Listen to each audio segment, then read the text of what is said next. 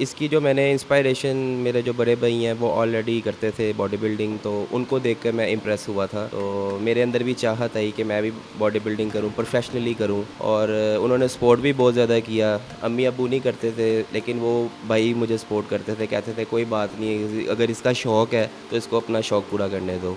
अम्मी अबू क्या बोलते थे कि जिम ना जाओ? नहीं, जिम जाने से नहीं वो मना करते थे, वो कहते थे जिम जाओ लेकिन इसको प्रोफेशन ना बनाओ। यूनिवर्सिटी का एक कंपटीशन था जीसीयू, मिस्टर जीसीयू के नाम से, तब पहली मुझे ट्रॉफ़ी मिली। फिर उसके बाद 2015 में मैंने प्रॉपर एक ट्रेनिंग की किसी के अंडर, तो मैंने मिस्टर लाहौर का कंपटीशन विन किया। अस्सलाम वालेकुम, मैं हूं आपका होस्ट अब्दुल रहमान। आज हम आपकी मुलाकात करवाएंगे ऐसे नौजवान से जिसने 2014 से अपनी बॉडी बिल्डिंग का सफ़र शुरू किया। उसके बाद वो पाकिस्तान में और बाहर ममालिक जाके मेडल्स और ट्रॉफ़ीज़ जीतते गए। उनका ये सफ़र कैसा था और अभी रिसेंटली वो एशियन कप जीत के पाकिस्तान वापस पहुँचे हैं, तो हम चल के उनसे मुलाकात करेंगे और आपकी मुलाकात करवाएंगे कि उन्होंने 2014 से जो सफ़र शुरू किया उनका वो सफ़र कैसा था और घर वालों ने उनके साथ ताउन किया या घर वालों ने इख्तलाफ किया। तो आइए चलते हैं, आपकी मुलाकात करवाते हैं खिज़र भट्ट से। भट्ट साहब, ये जो आपने बॉडी बिल्डिंग का स्टार्ट लिया, ये कहाँ से मोटिवेट हुए थे और ये कब से स्टार्ट लिया आपने? बिस्मिल्लाहिर्रहमानिर्रहीम। मैंने ये 2013 में बॉडी बिल्डिंग स्टार्ट की थी। मेरा जो प्रोफेशनल करियर था वो 2015 में स्टार्ट हुआ था। तो इसकी जो मैंने इंस्पायरेशन मेरे जो बड़े भाई हैं वो ऑलरेडी करते थे बॉडी बिल्डिंग, तो उनको देख कर मैं इम्प्रेस हुआ था।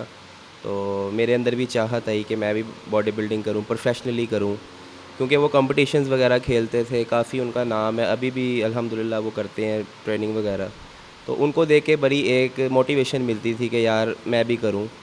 और उन्होंने सपोर्ट भी बहुत ज़्यादा किया। अम्मी अब्बू नहीं करते थे, लेकिन वो भाई मुझे सपोर्ट करते थे, कहते थे कोई बात नहीं, अगर इसका शौक़ है तो इसको अपना शौक़ पूरा करने दो। अम्मी अबू क्या बोलते थे कि जिम ना जाओ?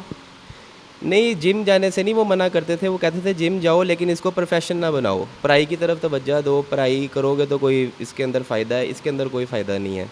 लेकिन अल्हम्दुलिल्लाह मैंने अपनी स्टडी भी पूरी की, एमएससी फ़िज़िकल एजुकेशन मैंने की, और बॉडी बिल्डिंग भी मैंने अल्हम्दुलिल्लाह काफ़ी अच्छी जा रही है। मतलब कि बॉडी बिल्डिंग से इतनी आपको मोहब्बत थी कि एमएससी भी वो फिज़िकल एजुकेशन में की? जी, बिल्कुल, क्योंकि मैंने अपना जो प्रोफ़ेशनल करियर था वो मैंने बॉडी बिल्डिंग में चाह रहा था कि मैं इसी में जाऊँ, तो इसलिए मैंने स्टडी भी फिर उसके रिलेटेड की ताकि मुझे आगे इसके अंदर आसानी हो, और मुझे हुई भी बहुत ज़्यादा। बट साहब, ज़्यादातर लड़कों की सोच ये है कि जब जिम शिम जाएँ, डोले शोले बनते हैं तो लड़कियां बड़ी इंस्पायर होती हैं।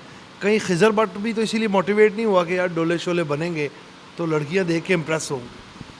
देखें, ये एक इंसान की नेचर है कि जब इंसान जवान होता है तो हर बंदे को ऐसे होता है ये। मतलब कि शुरू में आपकी भी सोच थी कि यार डोले शोले हों तो लोग देखेंगे। बिल्कुल ऐसे ही है, इंसान अपनी जो पर्सनैलिटी जो डेवलप करनी होती है वो ये इंसान ये चीज़ सोचता है, ऐसे बिल्कुल होता है। लेकिन वक्त के साथ साथ जब आप मैच्योर होते हो, जब आप प्रोफेशनल करियर में जब आप चले जाते हो ना, फिर वो चीज़ बिल्कुल डिफरेंट है। उसके अंदर फिर आपको बहुत ज़्यादा फोकस होना पड़ता है, बहुत ज़्यादा डिसिप्लिन लाना पड़ता है लाइफ के अंदर। तो ये दो चीज़ें बहुत, अगर आप फिटनेस के लिए कर रहे हैं वो एक अलग चीज़, अगर आप प्रोफेशनली कर रहे हैं वो बिल्कुल टोटली चेंज है। उसके लिए आपको बहुत ज़्यादा डिसिप्लिन होना पड़ता है। बट साहब, आपने पहला मेडल और ट्रॉफी कौन से सन में जीती, और ये जो आज 2023 तक आपके पास इतने कप और मेडल्स आए हैं, ये सफ़र कितना आसान था और कितनी मुश्किलात थी इसमें?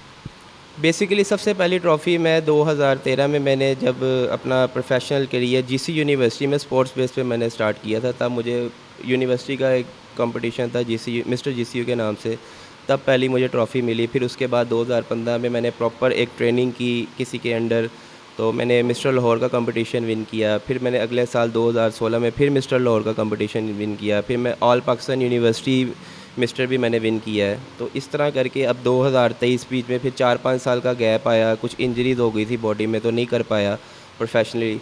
तो अब मैंने कम बैक किया है तकरीबन 6 साल बाद। 2023 में मैंने पाक चैम्पियन कंपटीशन ओवरऑल सेकंड हुआ। फिर उसके बाद मिस्टर पंजाब का टाइटल मैंने विन किया। फिर मिस्टर पाकिस्तान गोल्ड मेडलिस्ट हुआ। फिर नेशनल चैम्पियनशिप खेली, उसके अंदर भी मैंने गोल्ड मेडल विन किया। तो अब अल्हम्दुलिल्लाह ये थाईलैंड पताया में जाके मैंने एशियन चैम्पियनशिप विन की अल्हम्दुलिल्लाह।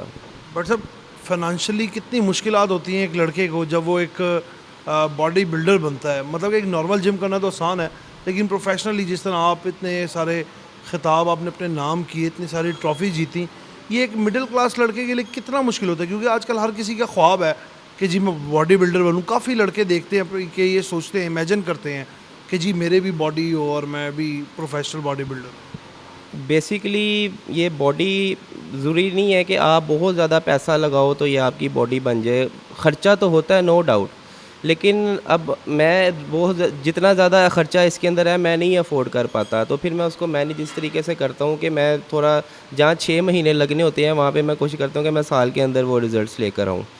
ठीक है? तो फाइनेंशियली तो ये नो डाउट बहुत महँगा शौक है, तो इसको अफ़ोर्ड करना तो बहुत ज़्यादा मुश्किल है, लेकिन ये है कि मुझे मेहनत भी फिर अपने काम में उतनी ज़्यादा करनी पड़ती है ताकि मैं इसके अपने वसाइल जो अपने हैं, उसको बढ़ाऊँ और इसको मैं अफ़ोर्ड करूँ। बट साहब कहा जाता है कि लोग बॉडी बिल्डर्स अपनी बॉडी गेन करने के लिए फूड सप्लीमेंट्स और इंजेक्शन वगैरह का इस्तेमाल करते हैं। इस बात में कितनी सदाकत? सदाकत तो है कि इसमें बिल्कुल है। फूड सप्लीमेंट देखें एक ठीक चीज़ है, वो ख़राब चीज़ नहीं है, क्योंकि वो एक लीगल चीज़ है, आपको हर जगह वो प्रोवाइड हो सकती है और ये बाहर के मुल्क में बनती है और वहीं से यहाँ पे आती है। अगर ये गलत चीज़ हो तो ये प्रमोट ना हो। 1000 से ज़्यादा फूड सप्लीमेंट के ब्रांड आ गए हैं जब से ये बन रही है। अगर ये गलत चीज़ होती तो ये मेरा नहीं ख़्याल कि अभी तक ये चल रही होती। बेसिकली फूड सप्लीमेंट जो है उसका नाम क्या है? Food supplement. फूड से ही ये तैयार किया जाता है। बेसिकली ये आपका डाइट का जो आप खाते हो उसका ये रिप्लेसमेंट होता है। फॉर एग्ज़ाम्पल अब जैसे कि आप यहाँ पे हैं आए हैं यहाँ पे, आप अपनी डाइट साथ कैरी नहीं कर सकते अगर आप फ़िटनेस लवर हैं। तो उसकी जगह ये है कि आप फूड सप्लीमेंट के ज़रिए वो कैलोरीज़, वो प्रोटीन आप ले सकते हो, अगर आप डाइट के ज़रिए ना ले सको। ये है बस। तो बट साहब जो यंग लड़के हैं उनको क्या मैसेज देंगे जिनको जिम जाने का शौक है? उनको यही मैसेज है कि जब जो नए लड़के आते हैं वो ज़्यादातर यही सोच के आते हैं कि यार हम जिम जॉइन किया है कि हम फ़ौरन रात को सोएं और अगले दिन हम बॉडी बिल्डर बन जाएँ, पता नहीं कोई आर्नल्ड बन जाएँ। इस तरह नहीं होता। अब मुझे 12 साल हो गए हैं इस फ़ील्ड के अंदर। एक टाइम लगा है, एक प्रोसेस के साथ प्रॉपर तरीके से मैंने ये सारा अपना करियर चलाया है, तो फिर जाके मुझे कुछ अचीव हुआ है। तो हर चीज़ का एक टाइम है। आप दुनिया की जौन सी मर्ज़ी फ़ील्ड उठा लें, उसका एक टाइम है। आपने स्टेप बाय स्टेप आगे जाना है। आप तब भी आगे जाते हो जब आपके अंदर मेहनत और लगन की पूरी जुस्तजू हो, फिर आपको ये चीज़ आगे मिलती है। बहुत शुक्रिया भट्ट साहब आपका। जैसे कि खिज़र भट्ट साहब हमारे साथ थे, हमने उनकी गुफ्तगू भी सुनी। इंसान के अंदर अगर लगन और मेहनत हो तो इंसान ऐसी कौन सी मंजिल है जो हासिल नहीं कर सकता। कहते हैं कि ख्वाब देखना आसान होता है और उसकी तकमील बहुत मुश्किल होता है, लेकिन करना चाहो तो आप सब कुछ कर सकते हैं, बशर्त ये कि आपकी नीयत हो काम करने में। जिस तरह खिज़र भट्ट साहब ने 2014 से आज 2023 तक अनगिनत मेडल और ट्रॉफ़ीज़ जीती हैं। इसी के साथ अपने मेज़बान को इजाज़त दीजिएगा। आपके साथ फिर मुलाकात होगी एक नए प्रोग्राम, एक नई स्टोरी के साथ। तब तक के लिए अल्लाह निगहबान।